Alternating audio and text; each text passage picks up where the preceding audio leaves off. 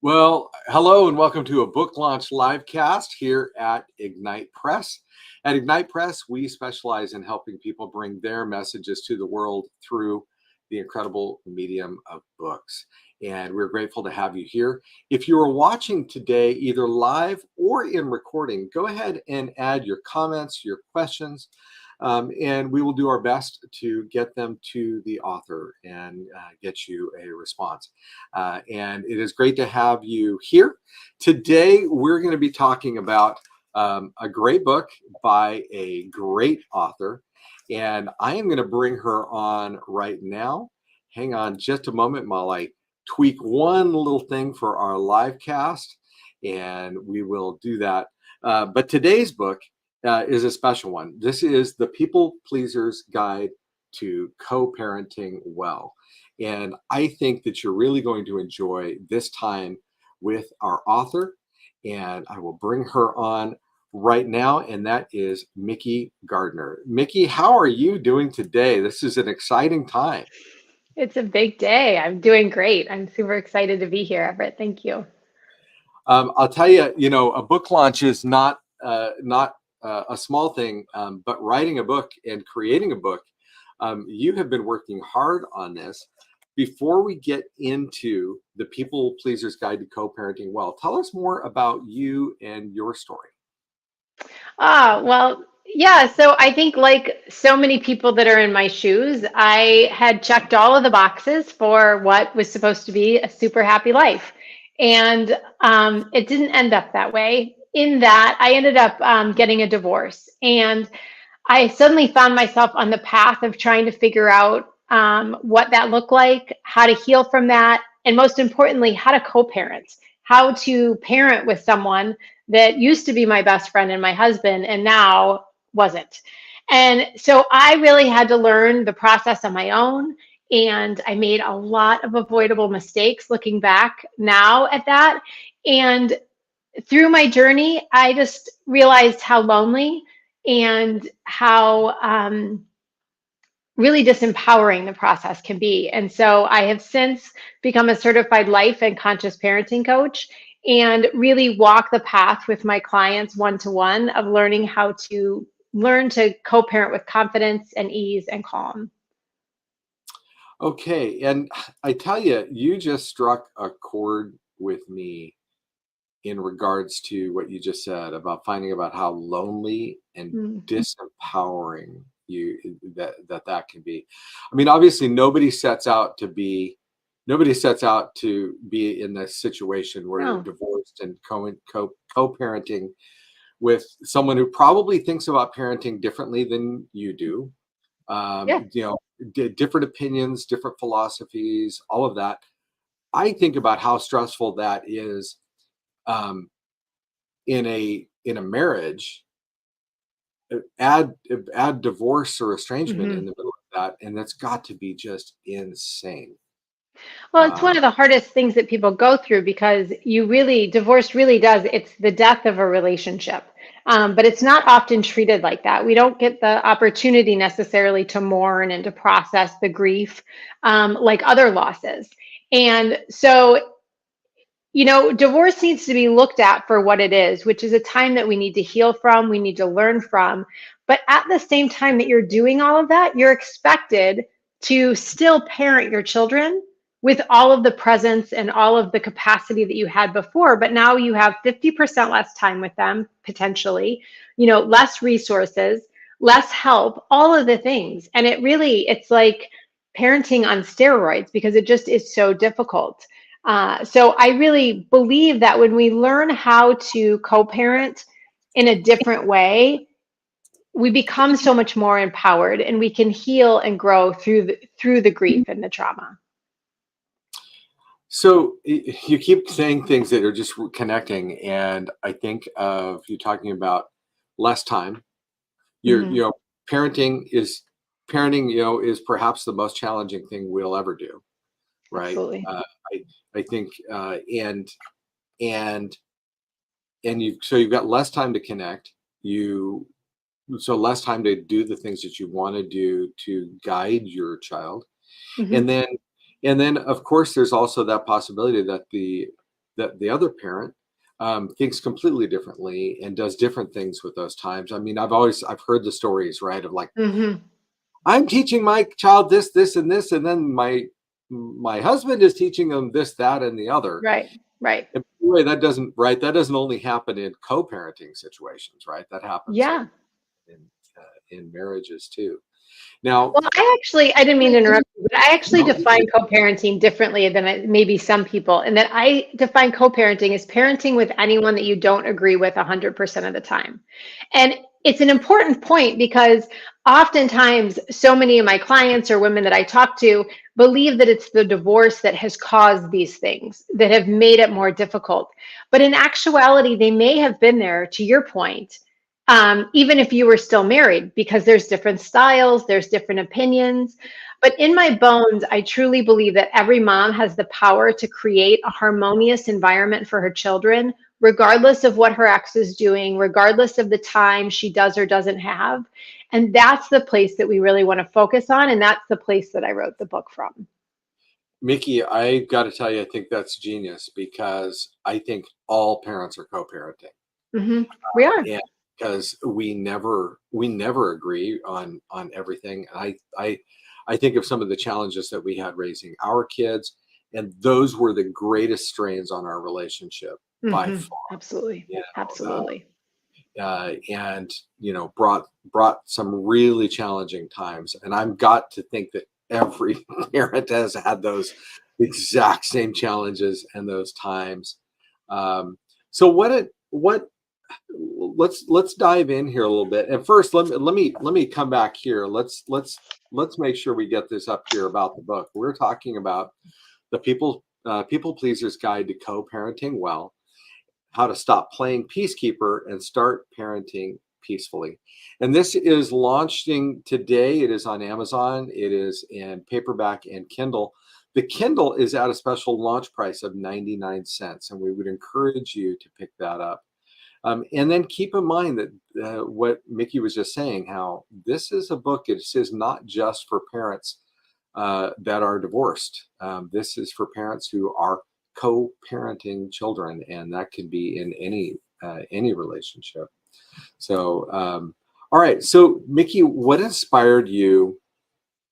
What inspired you to write the book? What took you down this path? Yeah. So I think, like I opened with, after my divorce, I didn't know anyone who was divorced. None of my friends were divorced. No one in my family had been divorced. My parents, we just celebrated 53 years. My grandparents were over 60 years married. So I really found myself on an island. And that loneliness and that alienation was so incredibly difficult for me and made it honestly harder to process and learn how to heal from it, because I sort of had myself so isolated. And so that's why I've really wanted to do the work that I do now, with women, so that they know they're not alone. I mean, more than 50%, I think it's actually over 60% of marriages end in divorce now. Yet when you get divorced, you're convinced you're the only one, and it's totally normal. Um, but really difficult nonetheless. And so the reason that I really wanted to write this book is because I have the honor every day of walking the path with these beautiful moms and some dads. There's one in the book, um, that are really trying their best to co-parent well, to heal, to not sort of put all of their baggage onto their children, and to do the best they can. And I thought, with it being such a lonely journey, I wanted to write a book so that you could feel a little bit less alone, but not necessarily from my perspective, but from the beautiful, empowering stories of my clients. And that's what the book is told from, is really their journey, how they've used these tools. I teach a very simple 3-step framework, and how they've used that framework to really empower themselves and completely shift the dynamic of their family. Okay. What are some of the steps that you take people through? What are some of the actions that parents can take in order to make that happen? Yeah. Well, as a conscious parenting coach, all of my work is really rooted in consciousness. which is just a fancy term for meaning that you're aware. I define conscious parenting as just simply being aware of what you're doing and why you're doing it, even if that awareness comes after the fact, which most of the time it does. I mean, we all say hindsight's 2020, right? So the more you can be aware, and that's the first step of the framework, is learning how to be aware of what's going on for you. Are you triggered? Are you reacting? Are you activated, as some people say? Because when we are in those stress response, in those activation response, our logical thinking brain isn't online. And so our sole job is to learn how to become aware that we are triggered or activated, and then bring ourselves into more of a calm, grounded state so that we can step into the second step of the framework. They're all A's. There's awareness, agency, and aligned action. So once you're aware, you can start to number 2, which is simply agency, which is a fancy word for choices. So we all have choices, although we all love to think that we don't, right? I had no choice but to yell at him. I had no choice but to attack back. I had no choice but to do this. But in actuality, when we are more aware and we're more calm and grounded, we can start to see what other options might be available, which leads us to the third and final step, which is aligned action. And that's really deciding who you want to be as a co-parent, and then figuring out what are the actions that you can take that will get you going in that direction. And even when we make mistakes, even when we divert, even when we get really triggered and we lose, our what, we can still come back and align to what we want. And by using these 3 steps. And so that's really the process, is learning how to just be simply more aware, which there's a ton of tools in the book on how to do that. Understanding agency and the choices that you have available, and then really deciding your aligned action so that you can show up as the mom and the co-parent you want to be. Really excellent. I think of, so many of us will say, oh, my kid made me do this. Of course. Or the other parent made me do this. Absolutely. Right? And then, and then the fallout that comes from those, especially, in the heat of the moment, man, parenting's hard, right? Oh my gosh, it's the hardest. And Oh my goodness. Yeah, we used to definitely, have to go, okay, I know how I want to react to my child's choice right now. That's probably not the way I should react. I need to go take a powder. I put myself on a timeout. Good for you. To give that. Now, you have a chapter, and you say it better than I do, so I'm going to get into it. You say, stop shooting all over your co-parenting partner. Yes. Can you explain stop shooting all over your over the co-parenting partner? We all spend way too much shoulding all over ourselves and other people. And what I mean by shoulds is whenever you hear yourself say, well, I should have done that. They should do this. My kids should act this way. My co-parent should trust me, right? All of those quote unquote shoulds are really just expectations that you have that probably haven't been communicated. But what an expectation is it's really just this really vibrant, detailed movie or picture that you have in your head of how things should go. And there's always there's an expectation or the should, and then there's reality. And what's in between is where all of our suffering lies, because we get, especially as parents, so attached to what should happen, how our kids should behave, how the other co-parent should act, that we cling to it, we grasp to it. And we oftentimes are not even aware of or able to recognize that it doesn't meet reality.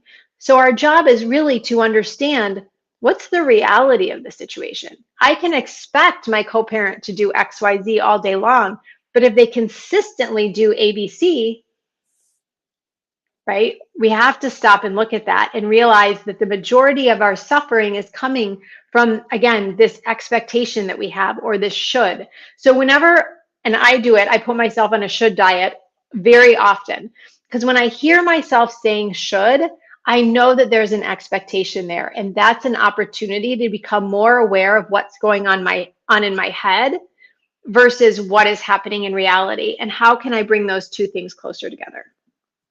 Well, okay, really excellent. You also brought up another part in your book where you're really talking about moving out of peacekeeping, Hmm. and creating peace instead. Yeah. Ooh, how do you do that? Because like this is the you wrote this as the people pleasers guide, right? Hmm. Because you are the ultimate people pleaser. You have wanted to people please, and so how do you move from that this trying to create peace to, I guess, experiencing peace? Well, so that's the real hiccup with people pleasing. So many of us, myself included, I am a recovering people pleaser. I feel like there should be a support group for us, but so many of us are P- people pleasers. Pianon, the acronym Pianon doesn't have the same ring as No, people. it doesn't, although it could be entertaining.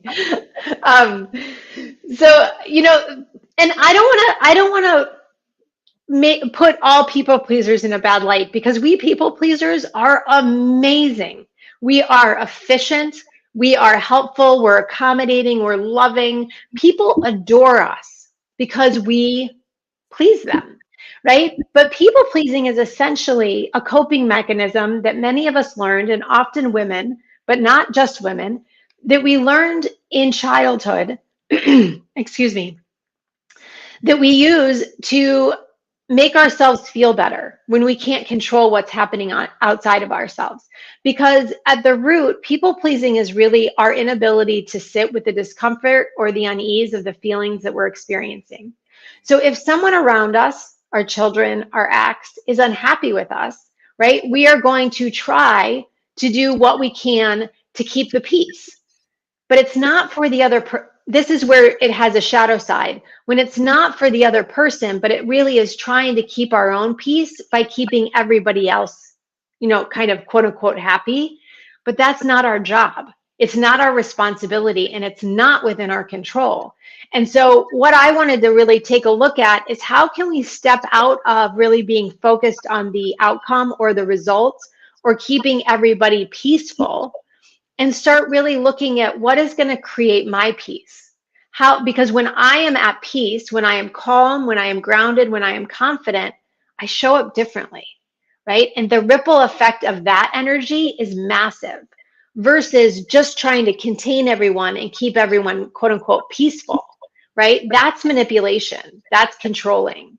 And so what we really want to do is step back and learn how to take responsibility for ourselves, stop reacting to what's going on, and start responding. And that to me is when we become the creator of our own peace. I think that's profound, and I can tell, Mickey, that you as a coach, and that this is not the first time you've said these words, clearly. Now, you also have a section in your book where you talk about letting people, or let them be wrong about you. That's what you say. Mm. Let them be wrong about you. What do you mean by that? And what's the lesson for parents? Well, this is one of the hardest things for people pleasers. We want everyone to like us, right? Because if they like us, we think that everything will just be easier and better. Um, Not everyone's going to like you. Your ex often isn't going to like you, right? The marriage didn't end because you guys loved each other so much, right? But we have to really be present to what's the most important thing. Whose opinion in the room is the most important? And I believe it's yours, because you are the one who has to look in the mirror each day, into your own eyes, and live within yourself and your experiences. And so when we can learn to validate ourselves, keep our own opinion in high value, believe in our and understanding our own worth, again, we show up differently, and we can let people be wrong about us. And instead of trying to argue and over explain and do all the things to get them to agree with us, we can sort of let go of the rope. We can drop the rope, let them have their opinions, and not let it derail you from continuing to show up the way you want to, in the most loving, calm, confident way. Okay. So today, everybody, we're talking about her book, and Yeah, pull that up right here again. So it's launching today. The People Pleaser's Guide to Co-Parenting Well is on Amazon, and you can pick it up there. The Kindle is at this launch price of 99 cents. It'll be there for the next day, maybe two, and we definitely encourage you to pick that up today.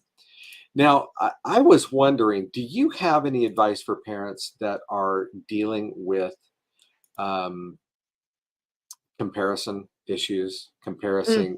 comparing, oh, their family doesn't look like that, or their kids don't behave that way, or that spouse doesn't talk to them that way. Do you have any advice for parents that deal with that?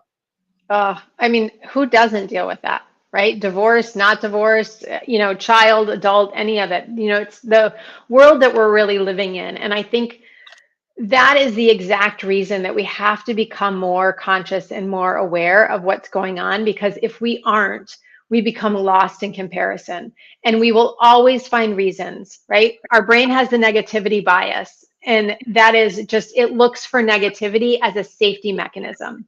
So when you don't compare or you don't measure up to other people, your brain is always going to show you all the evidence why. And we really have to learn how to ground ourselves in what matters to you. And the last chapter of this book, I wrote exactly for the person that you're talking about, because if there's one thing, especially it's holiday time right now, I've been divorced almost 10 years. The holidays are still not my favorite time of the year as a divorced mom, because I have to share my son and I don't like it. And then you look at all the families doing all the happy things, and you can get yourself into a really dark place.